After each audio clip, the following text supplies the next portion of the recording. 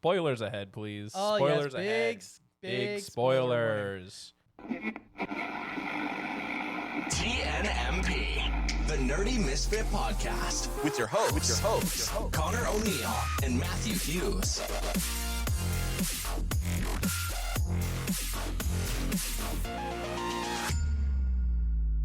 Hello?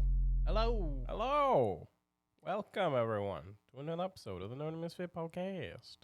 Yes, this one's pretty simple, actually. Yeah, it's the end of another Marvel show. Another Marvel show. Actually, when was the last one? You know, I was starting to think that, and I was like, I don't remember on the top. Was it Secret Invasion? I think it might have been Secret Invasion. Yikes. Yeah, I think it was. It's been a while. Yeah. It's been a while. And a very loose feeling Marvel show in terms of Which honestly, if you didn't know was anything okay. about any of the characters, you could tell them they wouldn't believe it was a Marvel show, I feel like. You know what I mean? Yeah. It had that vibe. But anyways, yeah, we'll be talking about Agatha All Along. Agatha All Along, which actually, honestly, was a really good Better than I expected. timed window, too. I think it was a great show to watch just during the whole Halloween time. Yeah, I mean, they released the last 2 episodes on the 30th. Which Yes. is nice, too, so. And yeah, I thought it was really fitting for the season, if you will. I thought it was a pretty good Halloween feeling show. But yeah, we'll dive right into this episode. So I mean, we won't delay. Don't delay. You know, as Connor said, you know, it just finished up. So fall 2024 of Disney Plus is where it was streamed. 9 episodes. It was mystery, supernatural-esque. Yeah. I did that myself. I didn't Historical, actually. maybe? Historical fiction, in a way. In a way. Your main characters are obviously Agatha All Along, the teen, Sharon Davis, Rio, Jen, and Alice. Also, before we continue, spoilers ahead, please. Oh, Spoilers yes, ahead. Big spoilers. We should probably mention that. Yeah. Good call. Anyways, to start off, Connor, what were your initial thoughts of this show? Well, I knew absolutely nothing going into the show. Mm-hmm. I really blitzed WandaVision. Matt will know this because the only reason I watched WandaVision is because Matt basically made me watch WandaVision. Like, I had no choice. But I really can't recall much from WandaVision, to be honest. I remember more from Doctor Strange and stuff that was going on with Wanda from that as opposed to WandaVision. So, in all honesty, totally forgot that Agatha was even the character at the end of WandaVision. Obviously, I knew the kid. Once I kind of was putting those pieces together, I was like, okay, this is indirectly obvious. Yeah, I was like, this is Scarlet Witch's kid. Hilariously, I watched it with my girlfriend as kind of we'll watch this Halloween themed show. Yeah. She really liked it. She was really digging it. And she was actually pointing out stuff from WandaVision more so than myself. Where she was like, she's like, that's a character from the finale of WandaVision. Yeah. And I was like, is she? Oh yeah. And then obviously we're in the town. Yeah, right? we're in Westview. I totally forgot about that. I knew where they were, but I forgot the names of everything. Yes, I'm a bad geek. But honestly, we cranked out pretty well the whole show in 2 days, except for the last 2 episodes. And it was really good. I would say if they did a better recap of WandaVision at the beginning of the show, I feel like it might be the most approachable MCU show. Yeah. In my opinion. I feel like you give them what they need to know to be like, hey, this character's from this. If you maybe want to go watch that, you can. Yeah. You don't have to. Just know that this is this. These are who. And here you go, the show. And you can just watch it. And honestly, you could just pretend you don't even know. You don't need to know anything about the MCU at that point. Yeah, and I would agree with that. And it's just the Easter eggs that would make it enjoyable for someone that does know stuff about the Marvel extended universe MCU in general, stuff, right? Yeah. But yeah, overall, I thought the characters were good. I liked how unique a lot of the witches were. They weren't just all very generic, stereotypical cliche, or all the same. Yeah. They're all very different, which was cool. Obviously, both in design, as personality, and in powers, which I thought was really cool. So, I think the only note I had was on the initial thoughts, and I think a lot of people will notice this, is the first episode felt so weird and overacted. Yeah. And my girlfriend pointed it out where she's like, it feels really forced. She's like, it's kind of like one of like an old cop show we're watching. Like it's really kind of eh. And then obviously it's on purpose because every episode is individually based around a cliche trope. Yeah, right? and obviously Agatha's stuck in Wanda's spell. Kind of, yeah, like a PTSD-esque situation. And she's created this falsification. Wanda and like false realms, worlds, that are going on. Yeah. But and once you learn that it's not real, it was brilliant. Because then it made the acting seem great. You're like, oh wow, it was spot on. It was really well done. I thought a lot of the acting was actually really I don't well. have any overall good. complaints for the acting. Yeah, none of it felt super off. Sometimes I feel like in the Marvel shows we've gotten characters that feel kind of flat, forced, flat, or just especially with also just higher like younger kids in general, just or if they're unknown actors, the roll of the die. But I felt like everyone was really really solid in the show. So, what about you? Did you enjoy it? I mean, I didn't have high expectations going into the show. Maybe that's what helped it. Like, because I was like, you know what? It's just another Marvel show. It's a character A, I don't know too much about. B, I don't really care about. Valid. So I found it to be one of the more enjoyable Disney Plus shows. I think when I think of the Marvel shows, like She-Hulk was okay. Secret Invasion was okay. Like Ms. Marvel was good. Moon Knight was good. I guess we liked Secret Invasion more than a lot of the people, it seemed like. Yeah, I agree with that for sure. But it still had issues. But this, like, I mean, you talk about episode 1, but my only takeaway is that episode 9 felt out of place. I felt the ending was... I also didn't know where episode 9 could go either. Yeah, I felt the ending was a bit... I wasn't the biggest fan of the ending, because that definitely felt more cliche. Sets up if... There's season 2 or something. But it felt more cliche. Yeah. Like, kind of, the bad guy's now going to help the good guy. Yeah. I was like, yeah, whatever. I mean, you can definitely feel the influence they took from WandaVision. For sure, yeah. Which is really fun. I mean, that first episode was supposed to be that cliche, like, early 2000s, 90 cop show. Yep. The one episode when they're in the big fancy house, that is, like, Real Housewives feel. One had, like, the 80s, like, horror movie feel, which was, like, heavily inspired by The Exorcist. Yeah, it was good. It was fun in that way, right?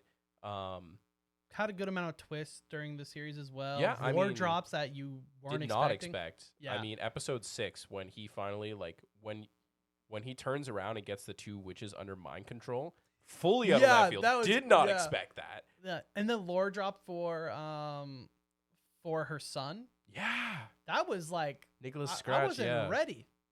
It's interesting because if you watch it back and like episode 9 kind of helps tell us the fact that the reason why she kept killing witches all those years is so Death couldn't take her son. Yep, and then when she failed, and then I was the one time she opted to not do it because her son asked her not to. Mm-hmm.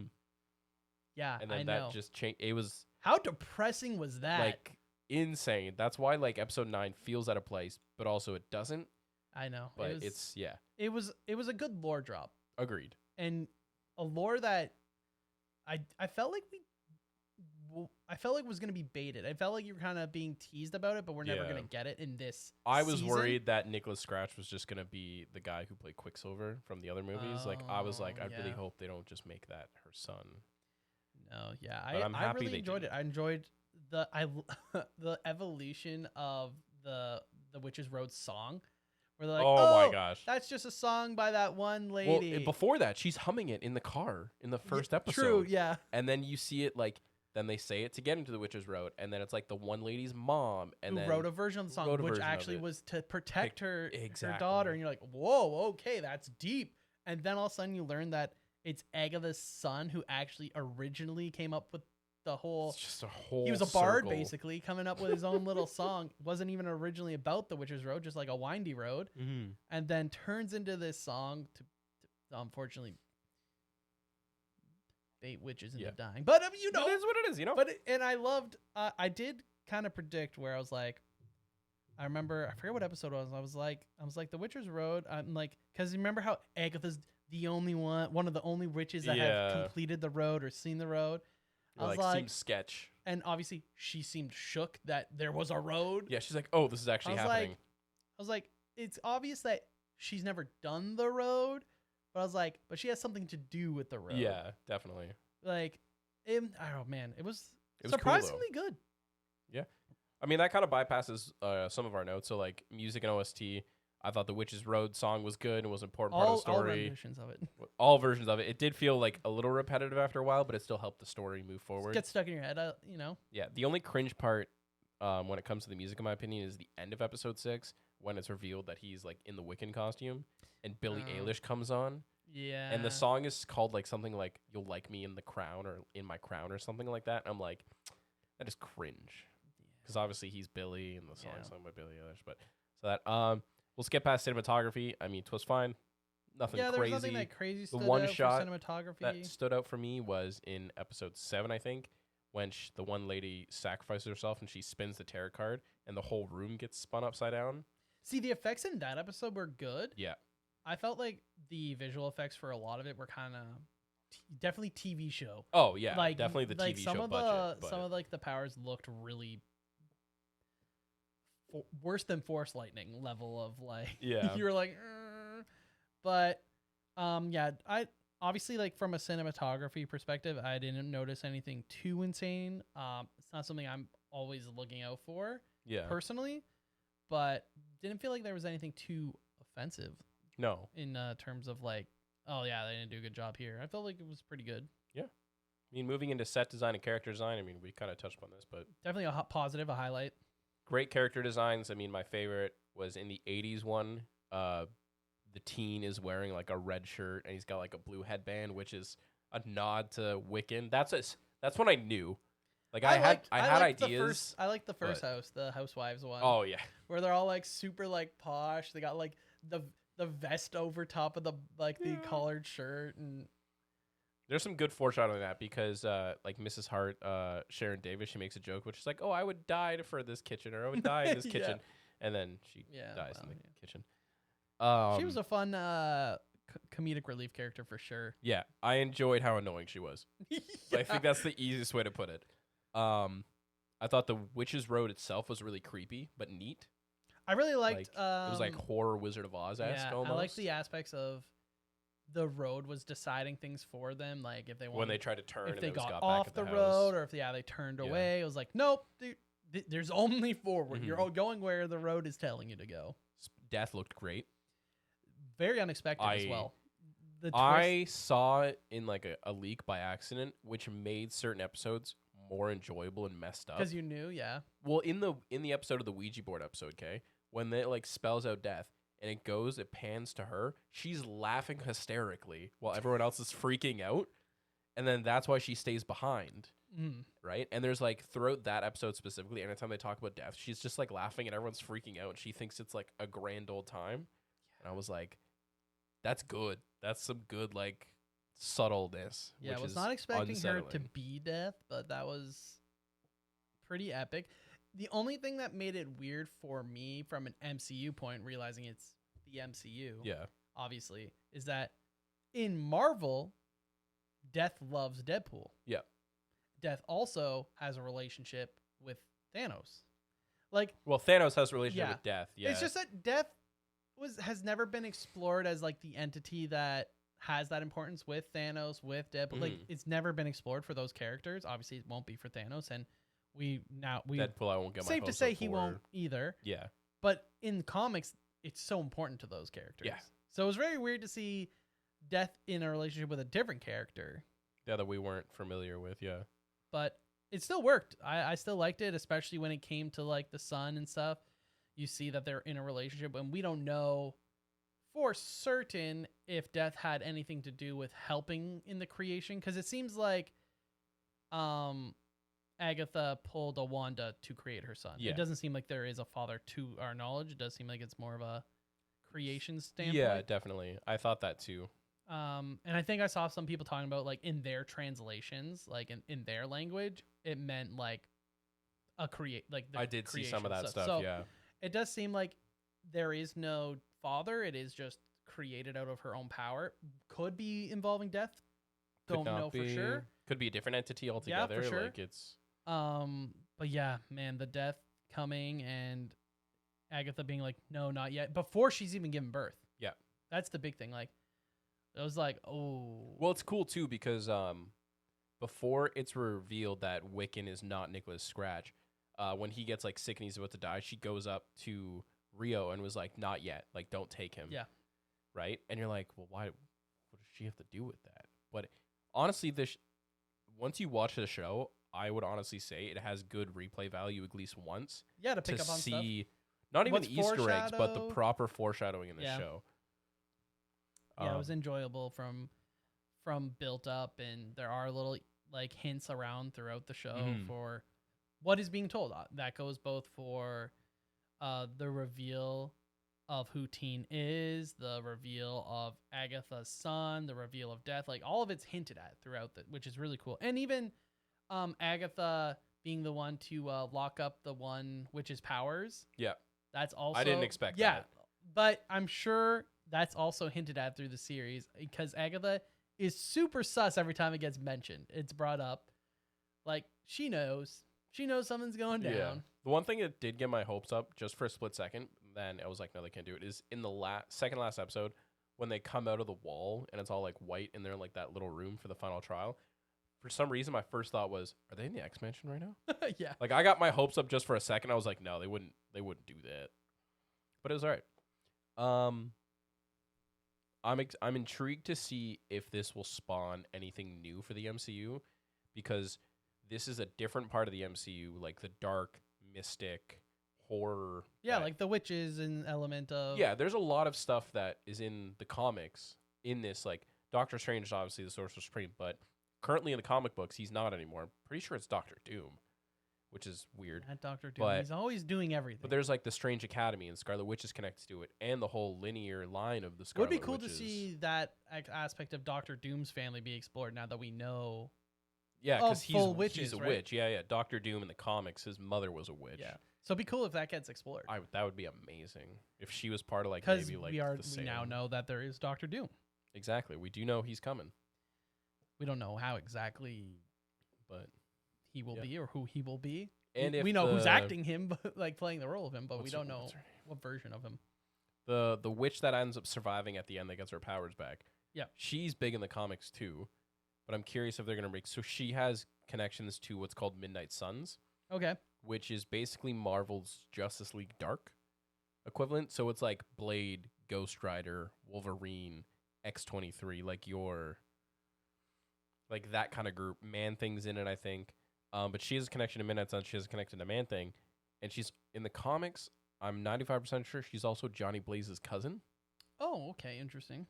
So if they decide to bring Johnny Blaze into it, because we have had Ghost Rider in the expanded MCU. Yes. There's always up for interpretation of how canon Agents of S.H.I.E.L.D. really is. And I don't fully understand that, because I never watched Agents of S.H.I.E.L.D., but I think in Season 4 they brought in Ghost Rider for a little bit. So if someone knows, let us know in the comments. For sure. Or I'm just spitballing things. Yeah, other cool things that I liked about the series, like we mentioned, we had the designs, the characters, the storytelling in general, a lot of cool lore drops, unexpected lore drops, some history you weren't expecting to get. The background about the Witch's Road was very epic to be revealed. Negatives, honestly, like they're not that many. I think maybe for me the largest dislike is kind of the way the ending ends up with. Yeah. It was funny seeing Agatha as a ghost. It fit the vibe of the show, yeah. But I didn't like it. That was pretty funny, and like the way she's like acting and stuff is great.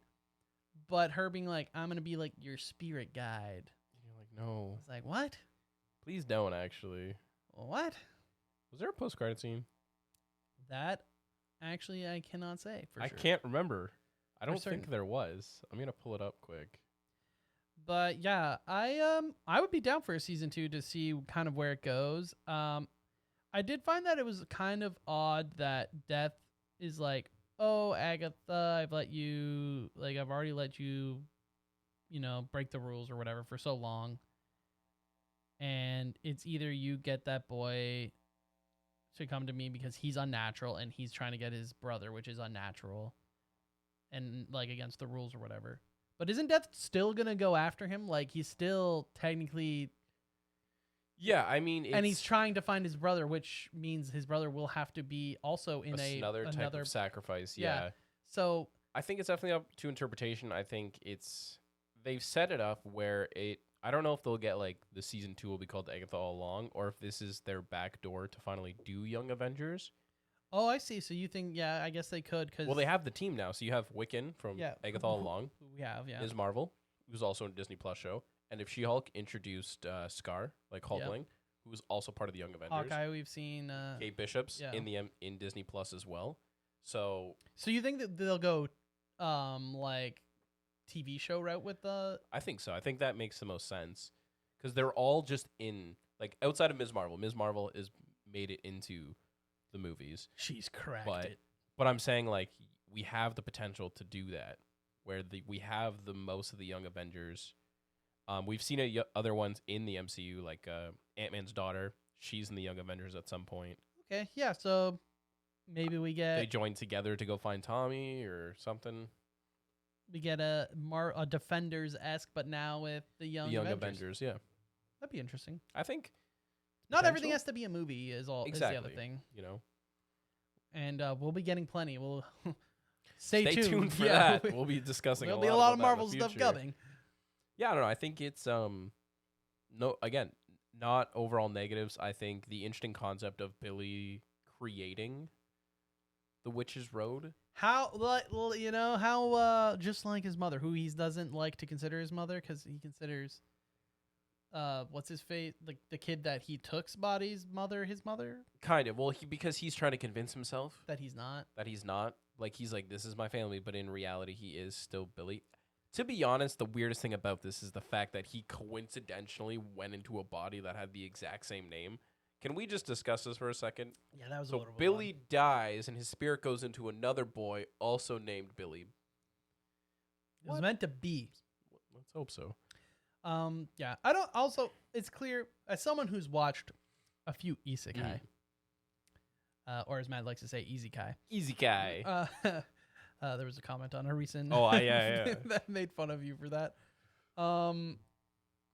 It's not uncommon to see the whole, this character has now ended up in what was once a dying or now dead character. Yeah. That happens actually in a few different isekai scenarios where they'd obviously die in our world and they end up in a child who just died instead of like the full rebirth. They're just like, oh, I'm now the personality of this once child, unfortunately, who passed. That's actually from one of these guys I want you to watch, which is Bookworm. That's oh right, yes. That's actually how the main character ends up in a frail girl's body who has unfortunately already passed, and she kind of some of the family members do recognize where they're like, "You're not like my sister. Yeah. Who are you?" You know, some people kind of pick up on it, but I do think that I don't mind that trope. I think it's okay. That's fair. Do you have a favorite episode from Agatha All Along? Honestly, I mean, I do. Yeah. I didn't care too much for most of the trials. Like, yeah, I felt like they were okay, but I didn't find too many of them that stood out. Okay. Let me just pull up an episode list just to make sure I don't. I'm gonna take a guess for you, one. and it's either episode 6 or episode 8. That's my guess. Episode 8 was the actual finale, not the prequel episode, kind of.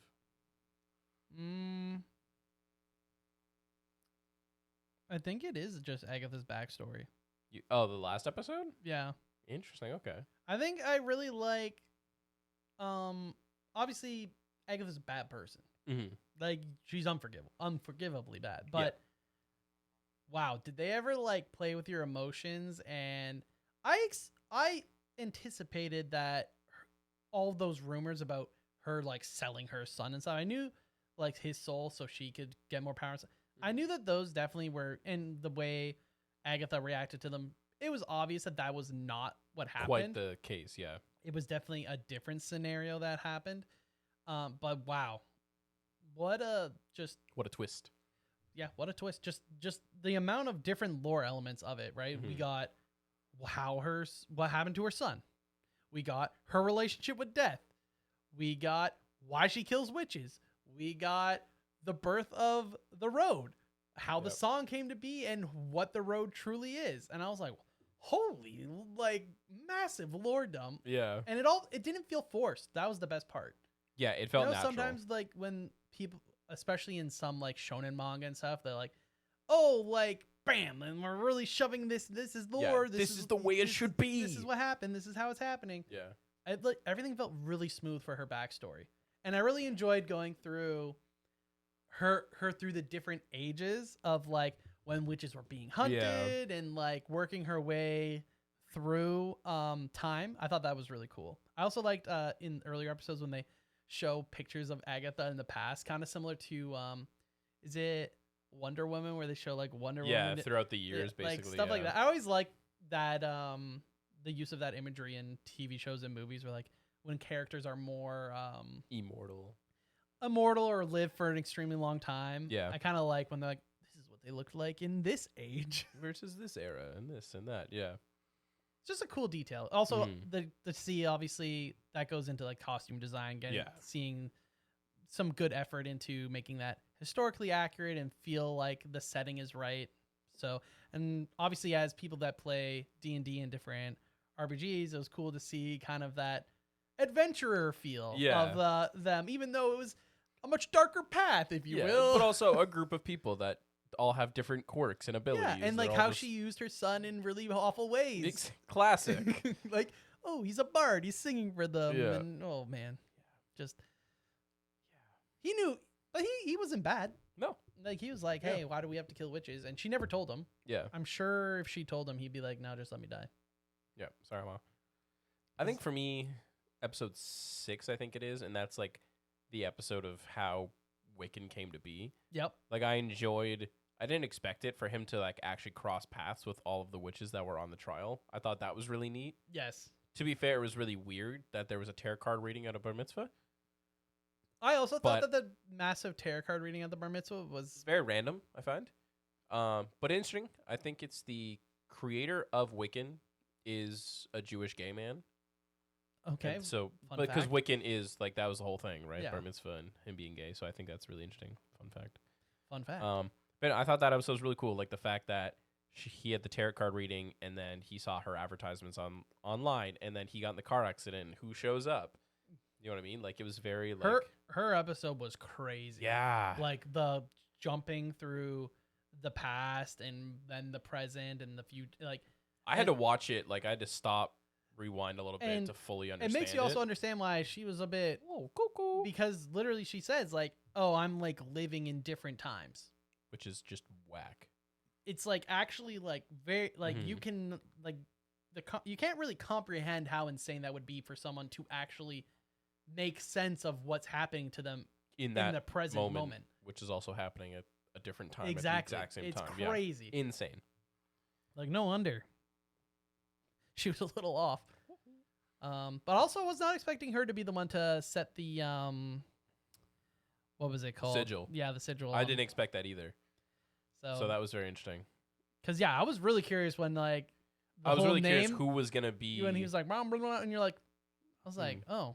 Interesting. Okay, so obviously we're not supposed to know who he is. But also, what the F? I was like, is this only for Agatha? And then obviously we learned that it's an actual thing. When the whole witch is pulled together, all of them are like, a sigil! Oh my gosh! What's happening? What does that mean? Yeah. Insane. It was pretty funny. A lot of cool setup, a lot of cool little foreshadowings and different stories and elements of how all these characters ended up being together. I thought it was really, and I think, written decently well. I think it has the potential to be important to the overall MCU if it's done properly. I was going to ask that. Like, what do you think?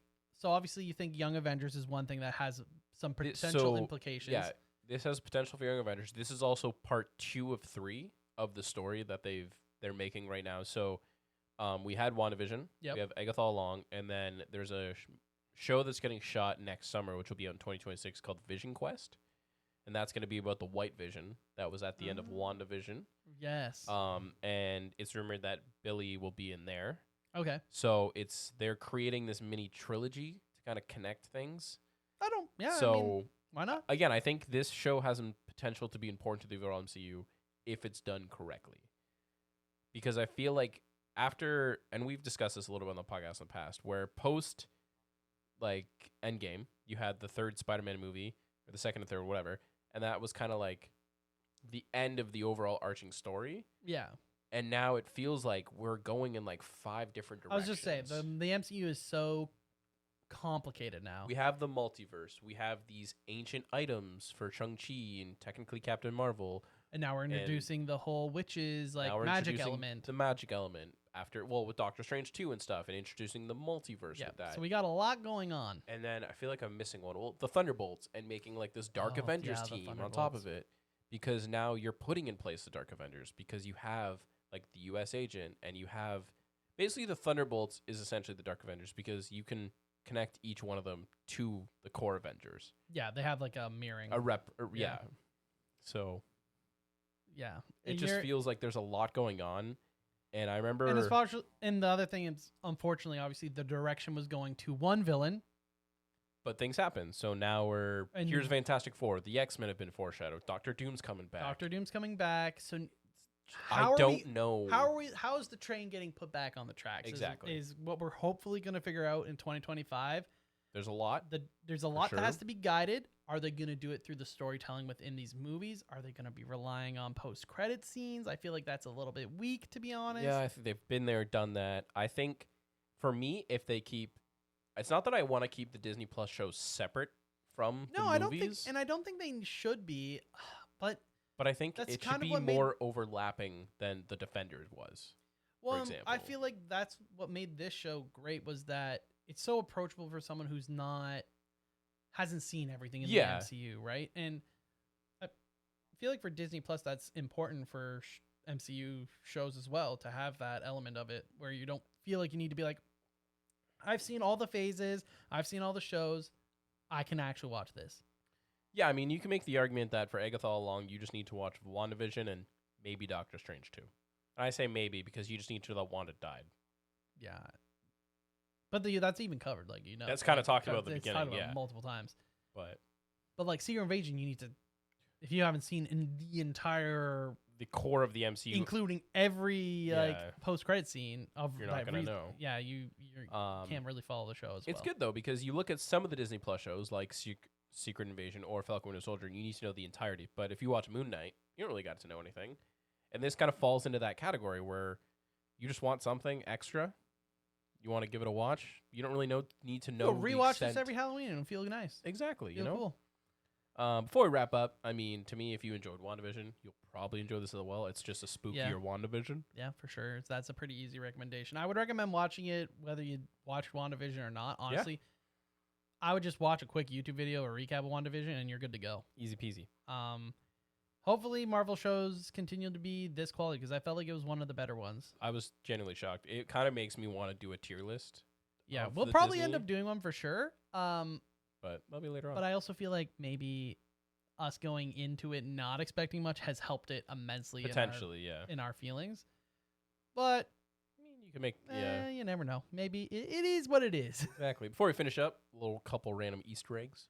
Oh yeah, I might give them away. What are the Easter eggs? I mean, there's a lot through every episode. I mean, the final mention of Mephisto. Yes. People were losing it. Because obviously Mephisto is kind of how Wiccan and Speed get created in the comics. Mephisto's been around for Spider-Man stories, Daredevil stories, Mephisto Ghost Rider, the devil, right? Basically, yeah.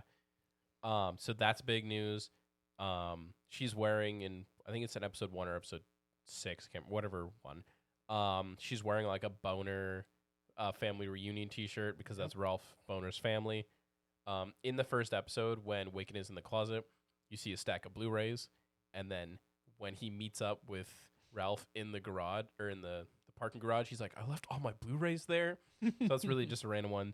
More important ones would be fun fact from the comic books, I guess. The Salem 7 is made up of Nicholas Scratch's children. Oh, okay. which is kind of interesting. And then in episode 7, when the room gets flipped around and all the swords and stuff fall, there's only 5 of the 7 Salem that are in that shot. So there's so it's rumored that there's still 2 out there, which then could potentially add some lore for the next story bit. Yeah, whatever they do.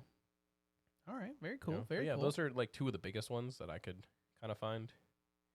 But yeah, in conclusion, I mean, better than expected. I was shocked. Relatively short, so it's very easy to crank out. No episode really dragged on. Could be good for a couple watch because, like we said, you don't really need to be invested in the MCU. Yeah.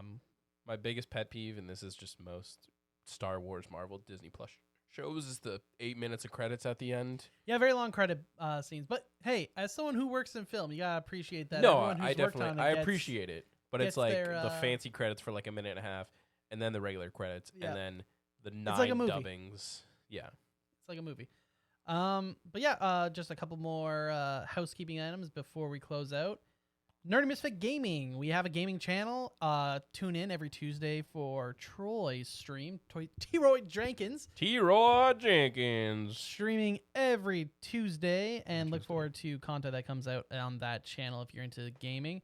Eddie will also be streaming on that channel. Has yet to find a specific day that he's working on it. He's working on it. That he'll lock in. But we do have 2 wonderful people on the channel. We're going to be having Troy on a podcast sometime this month, I'm sure, to introduce you guys to him. But he's already streaming. He's streaming TCG Shop Simulator.